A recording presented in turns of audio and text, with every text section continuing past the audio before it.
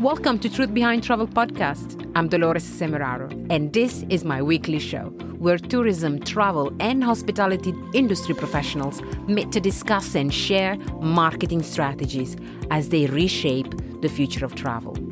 If you want to learn the truth directly from the leaders and the doers of this industry, you are in the right place. Before you dive into today's episode, don't forget to subscribe to the podcast on your favorite podcast app. And while you're on it, go on and follow the show on Instagram and Facebook at Truth Behind Travel Podcast. Welcome to Truth Behind Travel Podcast. I'm your host, Dolores Semeraro, and today we are talking about accessible travel with some very special guests, but in a slightly different format. Most commonly in tourism and travel, we refer to accessible travel as the sphere in which travelers with limited mobility or disabilities can access travel options in a fully inclusive way. This may refer to transport, accommodation, logistics most traditionally, but also, and this is what we're going to observe and discuss on today's episode, the human experience. What are travelers with limited mobility or disabilities asking to their travel agents? What are their priorities and secret requests?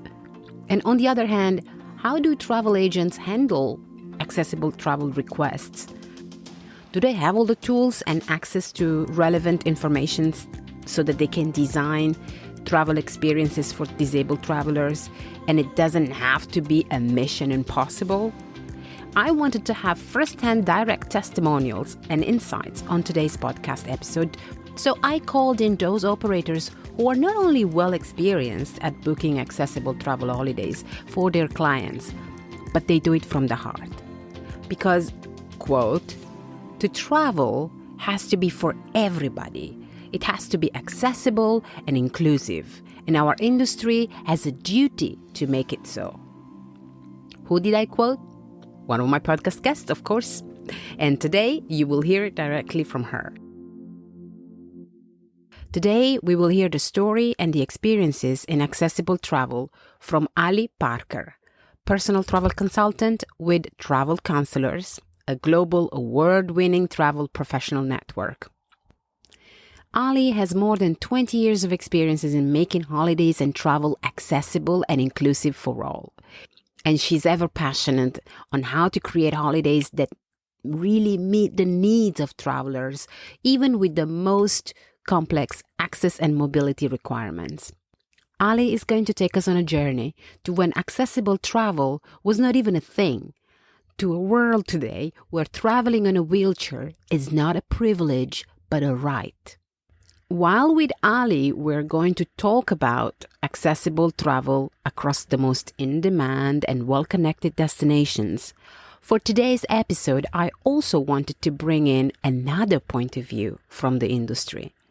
A type of travel experience that is perhaps the least explored when it comes to accessible travel. The safaris. And not just any safari, but the ones that you get once-in-a-lifetime experience in places like Botswana. I have reached out to the founders of Endeavour Safaris, Mike and Silvia Hill, in Maun, in Botswana. This is where they operate, perhaps being the only ones. Incredible safari experiences for all travelers, but particularly caring for those affected by limited mobility. No matter how difficult or impossible might have seemed to take a wheelchair out on a safari, they overcame all those hurdles and managed to create a barrier-free experience in a place where nobody would have dared to operate.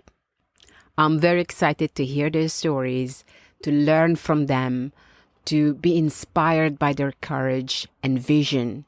So, without further ado, let's get started and let's hear it from Ali Parker from Travel Counsellors and Mike and Silvia Hill from Endeavour Safaris in Botswana. So let's start with introducing our guest, Ali Parker, to begin with. And I asked her to share her story with the podcast guest to tell us a little bit about how this passion for travel turned it into a mission to design travel experiences for everyone, and particularly for those affected by limited mobility. Let's hear it from her. Did the whole thing, traveled around the world, just loved what I saw, and then just came back and just got into what I would say mainstream travel. Probably 20 years ago, just through travel networking, I suppose, I met 3 amazing guys who were all travel professionals, but they'd all been touched by disability in later life. So one had a spinal injury, one had a neurological condition. And from there, they either had young families themselves or they just loved to travel. But actually, since their disability, they just couldn't get themselves away. And I think they were like saying, well, actually, we're travel trained. We can't get ourselves away. Let's set up a company. So they set up a tour operator specializing in accessible travel. So I also had a bit of a cruise background as well. I saw a lot of cruises. So I started up with these 3 guys, more on the cruise side. And I said, well, the cruise ships are amazing. They were very sort of, again, quite enhanced in their future thinking. They had accessible cabins. Once you're on board, everything was accessible. So I sort of came in and promoted cruise side, but over the other side of the office, they were doing things like flying people into Spain, say, for example, or going to South Africa on safaris. And I was like, well, what are you doing in that side of the office? I want to know what you're doing. And really, it was interesting because then what was having to happen at that time, we would then, I got involved in sort of putting product together. So I had a lovely good 10 years of sort of going around the world and making sure, and probably access auditing and speaking to suppliers and going in and saying, looking at every part of the journey. So a lot of it was very methodical, going through, visiting these places, doing a full access report, because then we knew when we came back to the UK and spoke to our clients, we could hand-heartedly say, this is accessible. Actually, you can get into the pool, you can go out. And literally that probably was a good sort of 10 years of putting this portfolio together. And then back 5 years ago, the directors decided that actually being a niche tour operator, and they wanted to go on and do different things, we decided to do a wind down of the company. And actually it was my customers who literally, we wrote them all out and said, I'm going to be here to the last one of you travels. And they sent me flowers, they sent me letters, and they were like, Ali, you've been booking our holidays for 15 years. You have to continue. What are you going to do? So I thought, right, I'm too small. I can't have my own ATOL license. I can't, I'm too late. So I found Travel Counsellors. And if people don't know Travel Counsellors is a franchise base. They have 1,800 home workers. But my goodness, they're a company that cares. They've got the biggest heart. It was all about personal service. What's the right thing to do by the customer? And honestly, Dolores, I came into this, oh, wow, I can have my own business. But I then had this array of products. And then all of my customers who had found me, I was like, oh my God, we can go to Iceland. We can go to Costa Rica, we can do this. And with the help of educating these DMCs, the world for my clients opened up. And I've been now owning my business for 5 years. I wouldn't say I do a lot of accessible travel, but I do holidays for everyone. And I don't pigeonhole that, because for the first time, and I think I'm very rare in what I do, I never put the phone down to anybody. Anybody can come and ask me for a holiday, and I make it happen. And I guess it's not easy to make it happen because it's not just a one-person kind of job. In fact, there's so many parts involved and so many suppliers and professionals and services and people that are part of that travel experience that need to be trained on how to facilitate the travel design phase of an accessible holiday. So maybe because I'm a trainer myself, I always think training first. So who trains these people? Who trains the industry? And where does that educational side of things sits at the moment? So I asked Ali, where does she see that being a need across the industry? Where does she see the industry being trained, and where does the whole educational system around accessible travel sits right now? Yeah, I think it's down to the component parts, and not one, nobody owns the whole flow of travel. So with the airline, you put the assistance through, that goes down. You've then got a ground agent at those airports. Every airport has a different ground team. Does that request then get through? Probably not. You're probably then asked. We hope it does, but then you probably get asked again. You then get another crew. You get the aircraft crew. Have they been asked? Have they been trained? You then arrive at destination. You've then got another team which is going to take your wheelchair or get you through to the assistants, and then you get your transfer, and then you've got your hotelier. It's so many different component parts that we all have to collaborate as an industry to make this work, because we just can't control every sector. So I find really it's just having that information to hand a lot of the time. So, and I think we need to be a little bit more transparent. I think I'm very lucky that I've got a portfolio of huge amounts of travel, like, pictures of accessible rooms. I've got measurements of bed height. I know if there's space under the bed for a hoist, and I know what the bathroom looks like. But a lot of my conversations are, Ali, I need a grab rail to the right of the toilet. But how do we know that as an industry? How would somebody come into it? And it is getting better. But what I would love, there's so many hotels that we see lovely pictures of the standard room, the sea view room, the junior suite, the suite. But actually, where is that picture of that accessible room? Why isn't it on there? Because every hotel really does have accessible rooms. And I think having that transparency and just the information available to the travel trade would make everything so much better.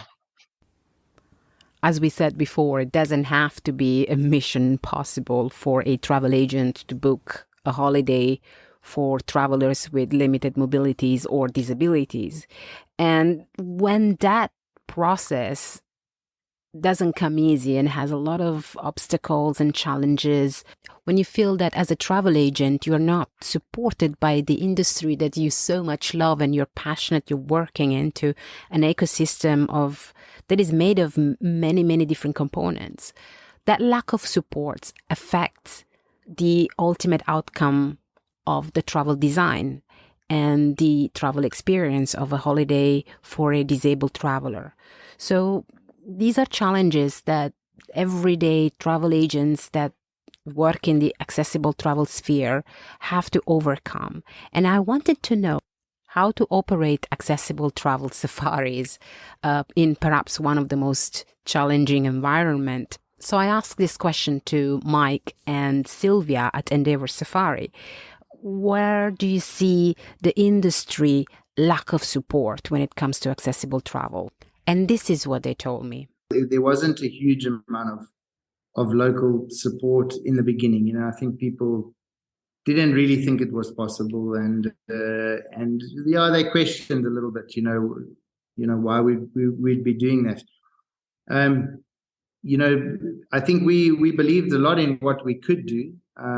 We spent quite a lot of time before starting just looking at that time, the sort of cruise line industry had just begun to become a bit popular, and people with disabilities, were starting to make use of that. So we did a bit of research into what they were looking at, just to see if there was actually a market. Would people travel? And because it's quite important. Anyway, we saw there is a market. We saw majority of the initial response 20, 30 years ago was a bit negative. We believed in it, and it was tough to get our first guests over here. That was quite hard. To be very honest, we had to lie a little bit. We had to make a few fibs, to try and get people across here, because everyone wanted to talk to someone who'd already done it, and it's very hard to talk to someone when there wasn't someone. But obviously there's been many different things over the years and so many different types of disabilities. So we've had, I would say, a much more awakened response from everybody in the industry, because obviously a lot of things have changed in the last years. So industry, I think, has been very positive and is growing more positive, all the time, because there's more awareness, starting with airlines. I mean, there's things you can control and there's things you don't. One of the important things is the more people with disabilities travel, the more they educate other people in remote destinations about their needs. For instance, it is very varied. I'm not suggesting people should just jump on any plane and go anywhere. But if you want to go.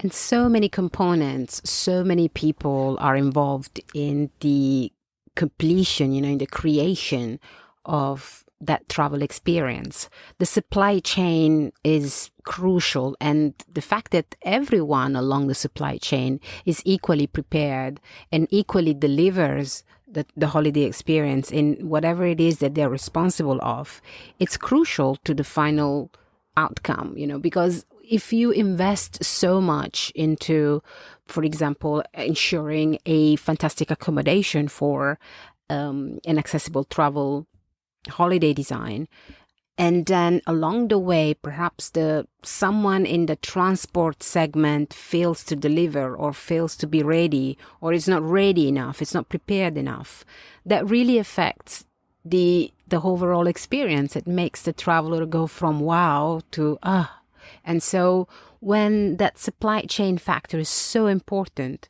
I wanted to really brainstorm with Ali, with Mike, with Silvia.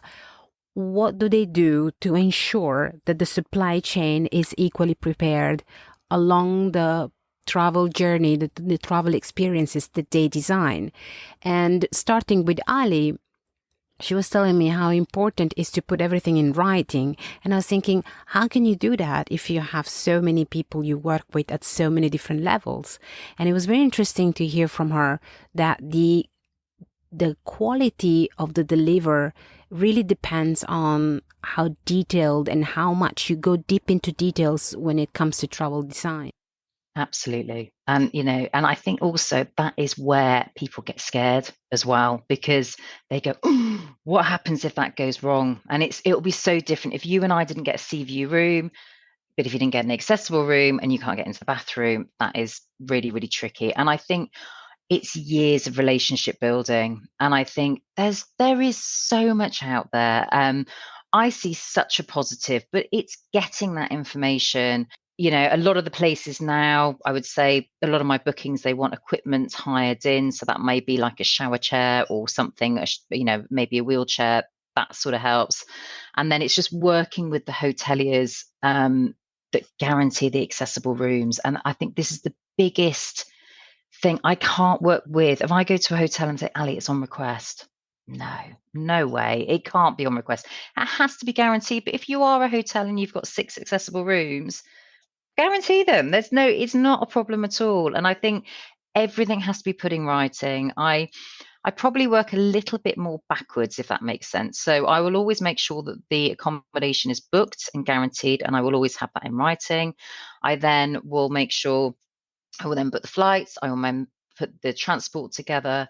But you're absolutely right. I am a tour operator. I have to put those segments together. It's very rare you will have a retail agency who can put all of those things together, because we don't own every part of those elements.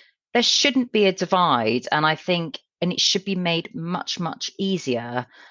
We know that there's so many people traveling who need accessible transport, and there are places and everything we need, but I'd love the industry to shout much more about it.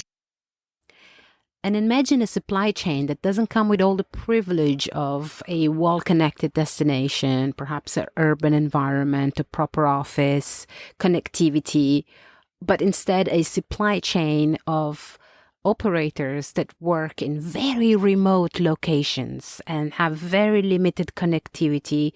They work with nature in nature. And so the question around the quality and the readiness and the level of training of the supply chain in accessible travel, when I asked it to Mike and Silvia, it got a whole different meaning. Over the years, what happened is with a lot of our sort of bush, I'd say remote kind of accommodation, we've been advising, we've been helping a lot of local operators. We've been, we live in small towns, everybody knows each other. So it's not difficult, and everyone has an interest in it. No, I wouldn't say anyone is negative towards what we've been doing. They're very sort of embracing about it. So it always boils down to a bit of the financial aspect, the investment side. How much does it cost to make an inclusive, we call them lodges here, but for the best part, they are canvas and wooden kind of tented structures in remote destinations. So for a lot of these, we've helped and advised, and they've been very warm, especially when they were doing rebuilds and changes in their products. Some companies are much more open about it. They even encouraging and so willing to jump in and support us in those markets. So again, they're happy to do those changes, not at the drop of a hat, but with time, and that's what we've had. We've had time. We've been working on relationships. We've been doing things, and I think it's more in the mindset of people nowadays. I wouldn't say they're all jumping out there looking straight at this as a massive, big new market. They're more like wanting to be a part of that market without changing too much in the way that they do normal business. So I think that's where our relationships are very strong. So we obviously more involved in this market, understand more about it, and in particular with more complicated sort of disabilities. People just don't really know what to expect. I think it's an educational perspective. If they know better, and the more they get experience with it, the easier it becomes. I go back to a point that Mike made earlier, when people don't know what to expect when they book their accommodations, and it's very hard for them to visualize how the room experience, or in this case for the safaris, the lodge and the tent, how would that be, and how hard or difficult would it be to move around? Because most of the time when we look at hotel websites, the pictures of the accessible rooms are not even on their homepage, or perhaps not even in the room categories, and you access these pictures on request. So one of the points that I really wanted to explore in this conversation à trois, so to speak, with my three speakers today, was about the hotel and the accommodation side of things. Because when we look at hotel design, and we look at how hotel spaces and rooms are designed, Ali made a very valid point. She said, why not making hotel design inclusive to begin with?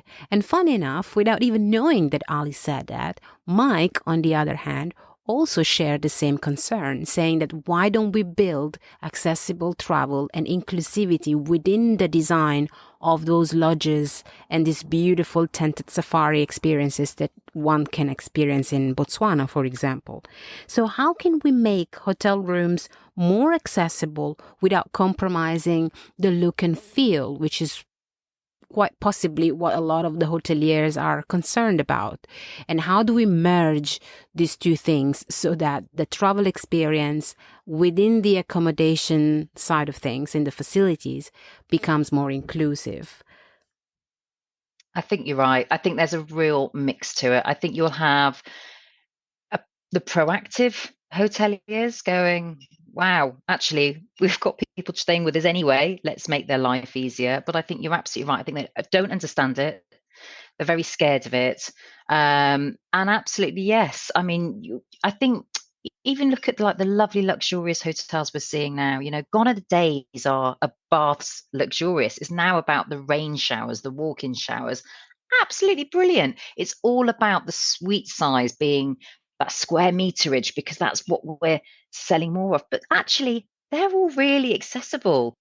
And actually, what we can do is if we'll just take the portable grab rails that go off the wall, we can make everything exclusive. There's a lovely 6-star range of hotels in Europe, but all of them have put in a mobile, portable pool hoist. So it just sits at the side of the pool, doesn't have to be fixed in the pool, and we just bring it in when we need it. But that is a foresight of somebody going, because a disabled person very rarely travels by themselves. They will travel with their family, their carers, their PA, their extended family. And that a hotel would get a booking of, say, a multi-generational family holiday just because either granddad can go into the pool. And we're not just talking about disability. The aging population is massive. And I think, even think of like young families with pushchairs, they need they need ramps everywhere. It just makes as much more inclusive for everything. But I think you're absolutely right. I think there's a fear. We don't want disabled in a hotel. It's a bit, it is a faff. It's that sort of mentality but then you've got others shining because they absolutely embrace it, and it's great.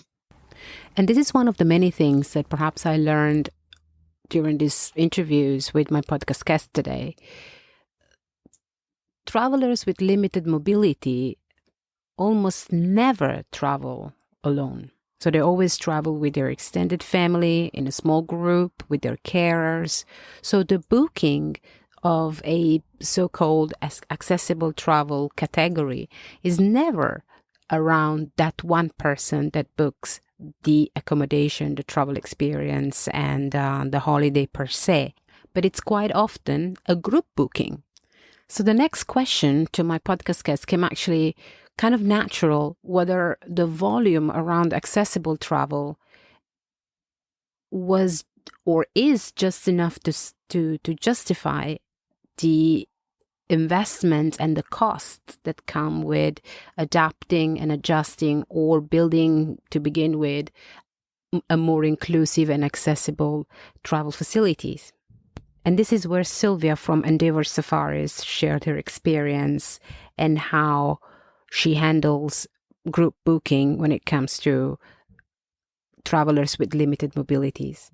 Talking about the volume is a very important point because the economy is based on that. We discussed about it when we started our business and we realized that there is a volume in the disabled market. As Mike said initially, like disabled people are not only people with limited mobility, it's also blind people, deaf people. There are a lot of different types of disabilities in the world. And in most of the countries around the world, 8 to 10% of the population is made of people with a different form of disabilities. And when we started our business, we also started to offer the same type of safari to people, elderly people, like senior travelers. And a lot of our clients are multi-generational families. And the grandparents want to have the same experience like the grandchildren. And they don't want to take anything away from the grandchildren experience. And that is exactly what we want to offer. But going back to your question, if there is a volume, we believe there is a volume. But the market doesn't open up unless we make it more and more accessible. And we make also the market aware that there is a destination where they can come. So Silvia's take on the volume of accessible travel versus the offer is quite aligned with what Ali told me was her experience over the years, and what she felt was an offer in accessible travel that is not visible enough. Offer is there, but it needs to be more transparent, it needs to be more visible. Without a doubt, because what is accessible travel? I mean, it encompasses absolutely everything. It is everything. It could be a hidden disability. It could be a learning disability. It could be, as we say, the aging population. It should be all encompassing. And I think it's really naive to think, I'll give you an example. I work with a big corporate client. They've got a conference. They need to go. The MD, he is a wheelchair user. I could book a lot of conference rooms around the world. I'm not using that hotel. They're doing a 3-day conference. A hotel has got a booking because they've got a conference room which is accessible. They've got a great room which is accessible. That, again, you can imagine the market. They have got that. So we're all fighting over trying to get customers all the time in the industry as a mainstream industry, but actually having something slightly different or just owning it. A lot of these places, Dolores, have accessibility. The world has got so much better, but no one's shouting about it. We're not telling people that we've got these accessible rooms because there is so much out there that, as you say, they're put in the corner of a website. They're not even on the website. They're not even listed. And it takes somebody like myself or, my fellow travel professionals who are not scared of accessible travel, just having to do so much research all the time. Or, I've got a multi-generational family today that it's granddad who just needs a scooter and resort. Well, you probably would you say is accessible travel? He just needs a scooter and resort, but he needs maybe a seat in the shower and a grab rail. Well, again, I'm going to go with a hotel, which I know has got those facilities, but that hotel has suddenly now got 10 customers, which they wouldn't have had because I might have looked at a different hotel, but because I know they're going to work and actually the staff are trained, he's not going to get weird looks when he turns up at the hotel. They might say in the restaurant, and this is the other thing also, that it's being a disabled person or maybe someone who self-propels, they hate buffets. It's really tricky. So, I'm going to get my food. I've got to put it on my lap. I've got to try and wheel myself over. But there's certain hotels now I go, actually, they can eat in the a la carte, or the staff will notice that. And how lovely is that? I'll get you a plate for you. It's little things like that which don't take a lot, but will increase the market. And I just think, that there's a huge potential. I loved how the different stories and yet so different experiences of my podcast guest today, and everyone feels so strongly about how to truly normalize the conversation around accessible travel and how we actually speak to our clients. How do we approach them when they are about to book? What is the conversation we want to have with them to begin with? And then the conversation we want to have with the operators that then follow through and allow us to deliver that holiday experience that we're designing for travelers with limited mobility. So I wanted to dive a little deeper in the concept of normalizing accessible travel so that we don't put a stigma to it. We don't separate it from the rest of the travel world, the accommodation, the facilities, the transportation. We don't get to it. We include it. We contribute with this conversation into creating a more inclusive travel experience for all. So I asked my guest speakers today, what do you do to normalize that conversation? Whether you are having that conversation with the authorities, with your suppliers, and ultimately with your clients. Absolutely. And I think it is a conversation you have to have up front. And I think, and it's an interesting one because I have a lot of colleagues at travel counsellors, and we all, we will do different travel. And they would say, well, Ali, how do you go about, I've got an accessible travel inquiry. And I'm going, I deal with it. I wouldn't ask you really anything different or I'd find out about your requirements, your personal requirements and what you want out of your holiday, exactly the same. But it's just having that normal, honest conversation. And there may be like a shopping list I probably go through really. And I think that would be like, okay, so understanding what the needs and requirements are, then it will be a case of a conversation saying, right, what is important to you? All of that is painting a massive picture, but to try and put that accessible travel together, and then it is then going out and then saying, right, okay, these are the destinations for you. I think this hotel would work really, really well. But that has, Dolores, come from 20 odd years of knowing where to do it. I think sometimes when my colleagues get a little bit like, I don't know where to start. And that's sad, isn't it? Because how anybody should be going into any travel agency. Absolutely. And that fear should not be there. Why have we not got on our systems? So, for example, my reservation system, I would go through and say, for example, I'm doing a contracted rate. I would look at a bed bank. I've got a hotel and I've got all the lovely rooms, probably 30 different room types. Why have I not got on there an accessible room? Or why can I then not go to that website and say, here's the accessible room, here's a lovely picture, this is the space around the bed.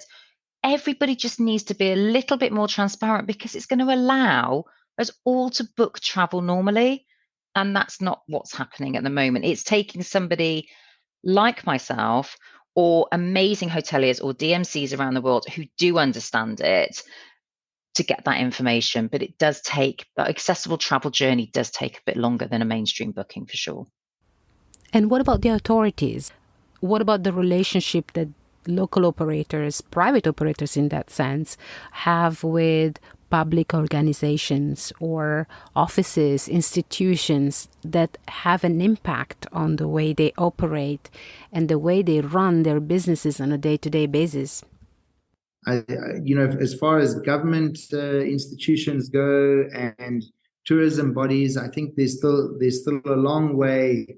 I speak now more from the African continent, because I can't speak more about the rest of the world. But definitely, there's a long way and many more things that can be done and initiated. And I wouldn't say anyone is negative or against it. There are disability associations. There are different government bodies representing disabled people and even people responsible for that.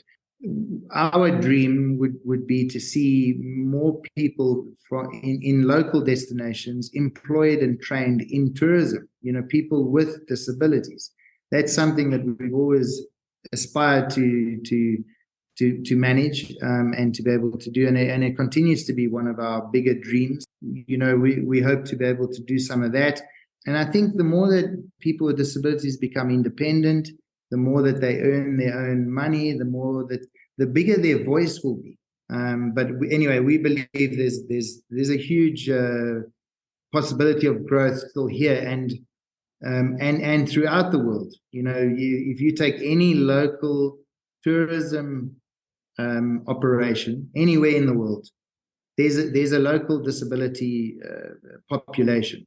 It would be amazing if those local operations could even just employ just 10% of that local disabled association or population, rather, in any country.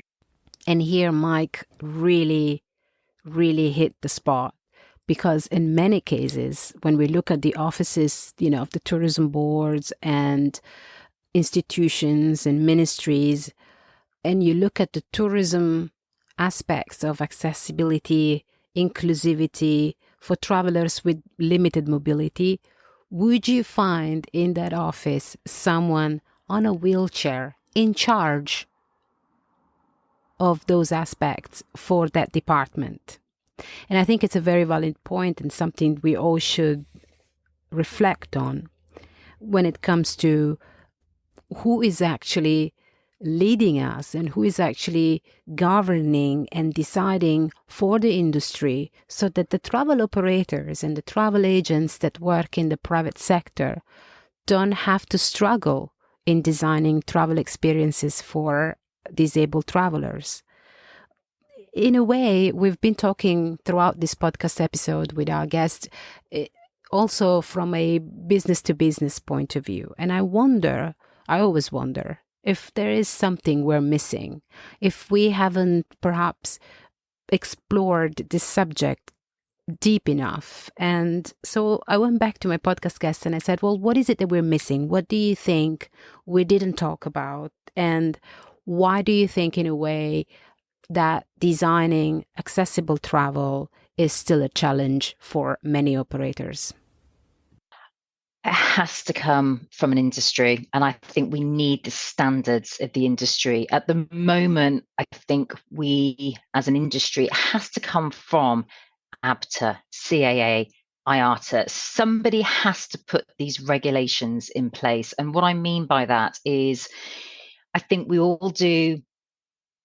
For example, there's, they might go to an airport or the ground handlers and say, right, give me what you're doing for disabled travellers and what is your health and safety. And I'm going to tick a box and I'm going to say, yes, that's great. But it has to be rolled backwards and say, actually, as a standard, we have to have standards that everybody has to comply to. And we all have to collaborate. So we don't have this thing, because in the industry, we all know, we all have silly letters to describe a wheelchair user. So, you'll have things like WCHC, and a client is always Charlie when he's going through the airport. But what does that mean? What does that mean? Okay, it means that somebody maybe can't be able to do the aircraft steps, but are they, what are their personal needs there? And I think we need to have a system where us, as me as a travel, booker, is, where do I go to first? Because do I go through to that airline? Those standards are met. Can we get more information about that client to the airline? It has to be able, nothing can fall down. It then has to go to the ground operator. That ground operator knows, it then goes onto the aircraft. How do we then have a standard of carrying these wheelchairs? The carriage of wheelchairs. How many times do we hear in the industry that, oh my God, my wheelchair got broken? Well, that is somebody's legs when they get off at the other end. It's massive. There has to be standards of looking at everything. And I think then we have to go back, and somebody has to have a standard of a regulation that the travel industry, because otherwise I just don't think it will change. I think Botswana has always had a concept, particularly in the earlier years, of rather lower volume tourism and a higher quality product, I want to say. So keeping the natural areas, trying to steer away, and there's obviously areas in Eastern Africa where you've got 50 vehicles around a particular animal, a lion or whatever. And I think Botswana was always very careful to try and steer away from that. And that's definitely the image that has come out into the market. In saying that, there are some other areas now that are, they've been making use and changing some of the concepts. So the bigger concept still exists, but there are other areas that are busier and more accessible for more people, without the same large sort of price tag that comes with that. But the reality is that you need those to maintain a really wild, true area. We need to have minimal human sort of impact. And the more human impact you have, the more you impact on the area. And the only way to keep that is to charge more money and have less people. So that's kind of the concept on a lot of places. In saying all of that, it's very important that people are able to, to access Botswana and see the wildlife that we have, because that's what keeps our area, natural. It's the difference between an area having value or no value. If tourists can't come to an area and experience and also leave Botswana with a great reputation, as a wildlife destination. Disability travel is open. If anyone wants to come, they can come. You're not penalized in any way at all. I don't think governments see it in that way. It's just that it's still a newish development within the different aspects of tourism. I think governments are coming around to it. I think they're warming to it, and I think with time they will also begin to understand it better. It's partly education. I would put it down to. Well, on today's episode, we spoke about so many aspects that are related and involved into the sphere of accessible travel. We spoke about the institutions and their role, the public organizations and their supports towards the private sector. We spoke about the accommodations and the design features of a more inclusive hotel experience. We also touched on what are the frequently asked questions from disabled travelers or travelers with limited mobilities when it comes to their bookings. What do they want? What do they hope? What dream they wish to fulfill? I'm very grateful for the generous inputs and insights of my podcast guest today, Ali Parker from the UK, from Travel Counsellor. Ali, thank you so much for sharing your story, your experience on the podcast. Thank you. Thank you so much for having me. And thank you to Mike and Silvia for joining me on the podcast from Botswana. Thank you very much for making these kind of podcasts available, and we look forward to see that. And thank you all of you for being with me today and for listening to another hopefully engaging, insightful, and inspiring episode of Truth Behind Travel podcast.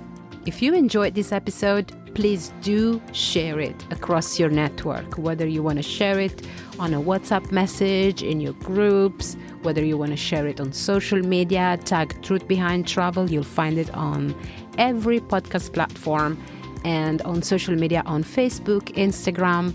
And if you want to connect with me and with all our podcast guests today, please head over to the show notes. All the contact details of Ali Parker from Travel Counsellors and Mike and Silvia Hill from Endeavour Safari are on the show notes. Thank you so much, and until next time, keep traveling and be well.